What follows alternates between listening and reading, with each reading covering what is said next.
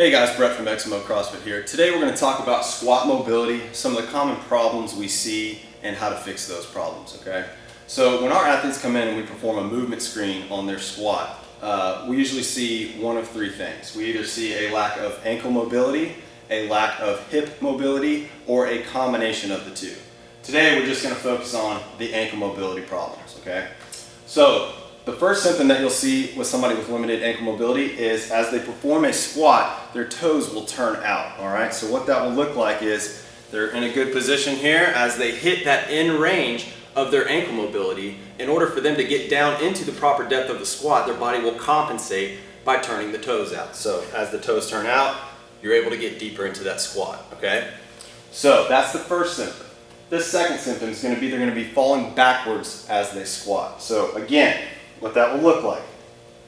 They're in the proper position, maintaining that proper position. They've hit the end range again of their ankle mobility. Now, as they're trying to force their body forward in order to maintain that squat, they hit that end range and they start to fall backwards and then can't recover, okay? So that is the second symptom of tight ankles, all right? So how do we fix this, all right? So first thing we need to do is establish a baseline. A quick test to be able to retest after we perform the fixes in order to see how much you've improved, all right? So that test is what I like to call the 5-inch test.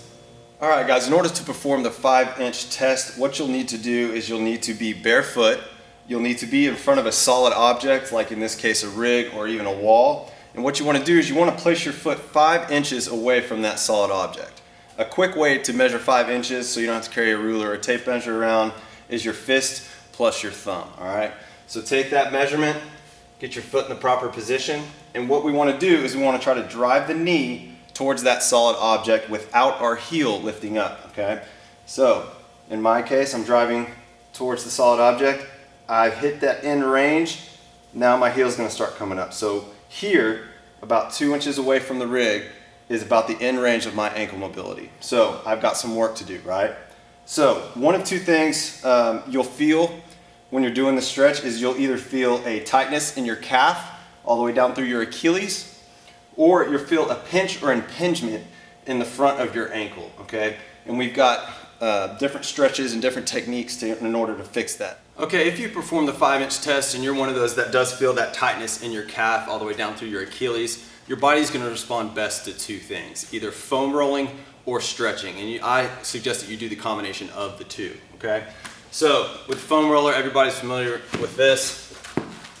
You want to place it directly on your calf, get your weight pushed onto the calf that's on the foam roller, and if for beginners you can have a foot off like I have here. For more advanced or more targeted myofascial release, you can put the other leg on top, okay? The other thing is stretching.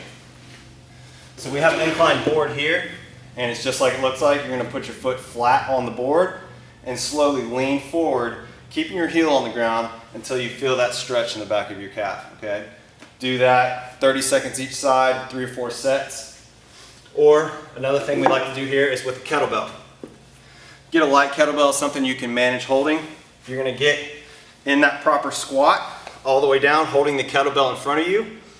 Get those elbows on your knees, and then you're just going to rock side to side and target that calf and Achilles, okay?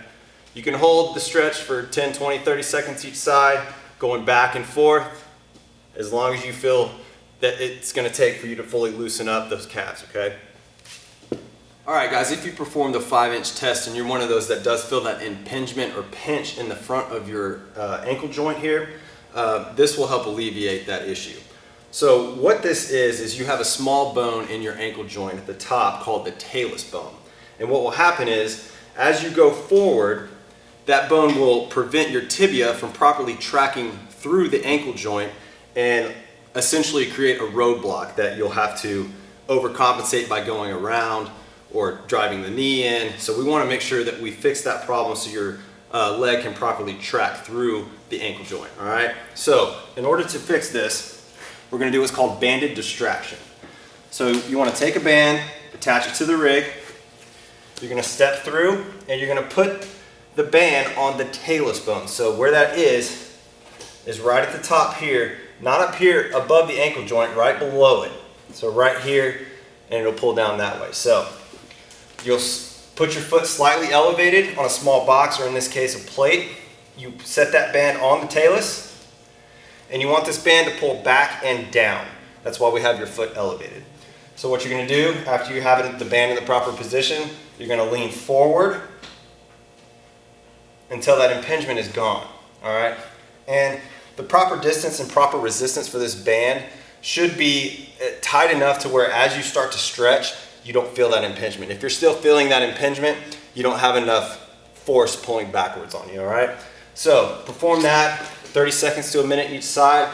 If you have impingement on both ankles, do it on both sides. Then we're gonna go back and retest and see how you've improved.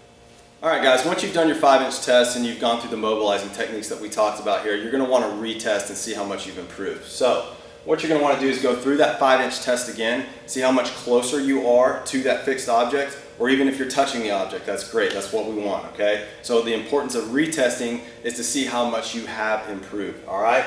So after you've done that, then you're gonna wanna continue this mobilizing techniques that we've talked about every single day. The biggest thing about mobility, guys, is it needs to be done every day.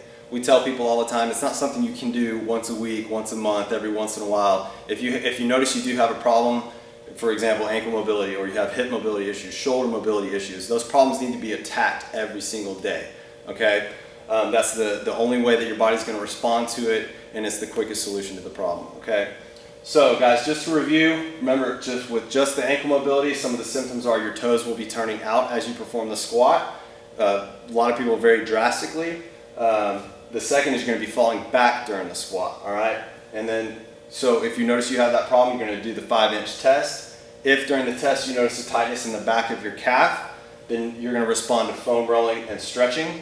Remember the goblet squat, the incline board and leaning on.